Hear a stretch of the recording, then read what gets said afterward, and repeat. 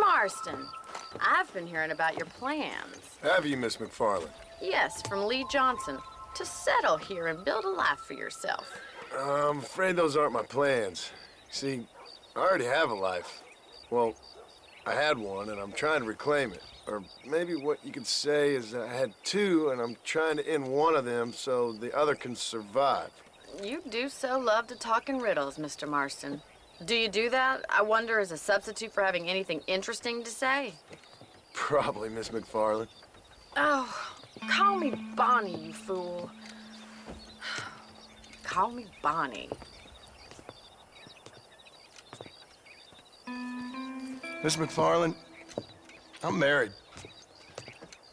I have a son. I had a daughter, but she died. Years before that, I rode in a gang. We robbed banks, trains, held people ransom. We killed people we didn't like. Bill Williamson was in that gang. Now, if I don't capture my former brother-in-arms, great harm will befall my family. Now, I don't suppose any of this is very interesting to you, but I hope it explains why I wasn't so eager to talk about it. No, I do understand. I had no idea. You poor man. Even in this new country, memories don't really fade. My father was an illiterate Scot born on the boat into New York. He never saw his homeland, but to hear him talk about it, you'd imagine he only ever ate haggis and wore a kilt. And he hated the English for what they had done to his great-grandparents that he'd never met. People don't forget. Nothing gets forgiven. That's true, especially when it comes to money. And you know, even now, after all his labors, my father's debts are still terrible. I worry every day about us losing the ranch. It would kill him. My father died when I was 8 years old. His eyes were, well, let's just say he was blinded in a bar fight south of Chicago. My mother died during childbirth. She was a prostitute, and he was her, well, I don't know what he was. So I was sent off to an orphanage and ran away and fell in with a gang. My word. What a difficult life you've lived. The leader of the gang taught me how to read, taught me how to see all that was good in the world. He was a great man in a way. But you killed people. Sure. And I've suffered for it. And that's the life I left, or tried to leave.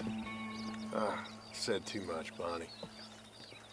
I'm an uneducated killer, sent here to do all I can do well. Kill a man in cold blood so that another man may do his part to cut crime in an area, and a rich man can be elected governor on the back of these promises. Civilization is a truly beautiful thing, Mr. Marston. Listen, can you help me? Well, I can try. What do you need, money? No, nothing so complicated. I need an extra hand to take out the herd to pasture. Sure.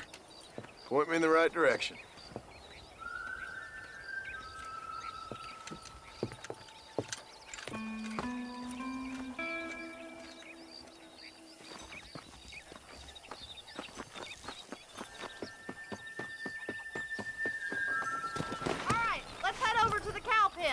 It's about time a budding farmer such as yourself learned how to herd cattle.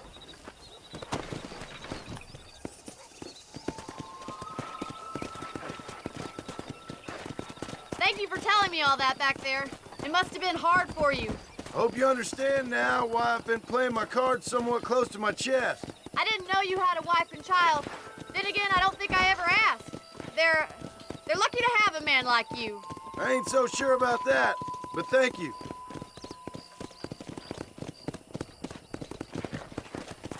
How are you, Miss McFarland? Let's go. Easy now.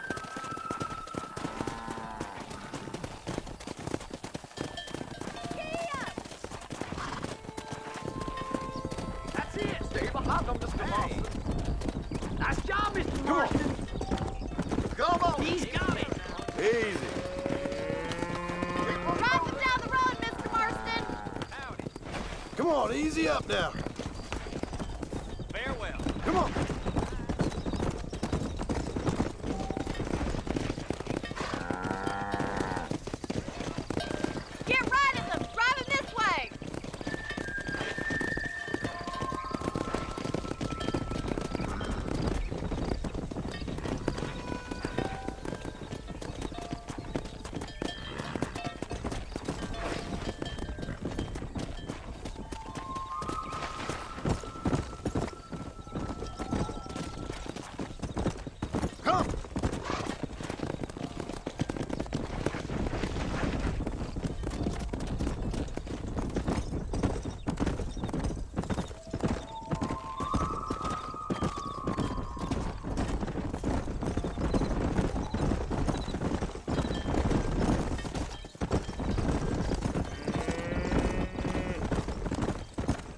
just showing off now. Nearly there. Good. Now we need to move this entire herd out to the far pastures for grazing.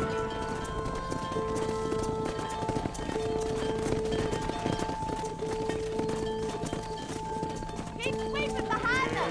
That way they'll stay together. You're not much good at this, are you? I wouldn't say you're a natural herder.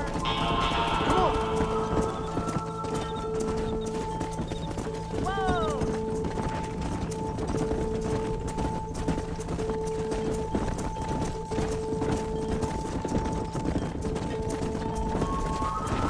Watch for the runner.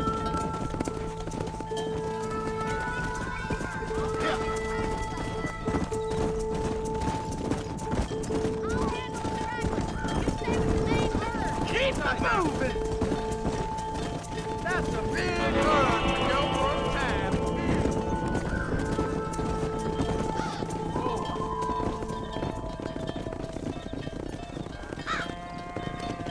You're not bad with the herd. Ranching might be your true calling, Mr. Marston. Either that, or you were a cow in a past life. Thank you, Miss McFarland. I'll see you later. I have work to do back at the ranch.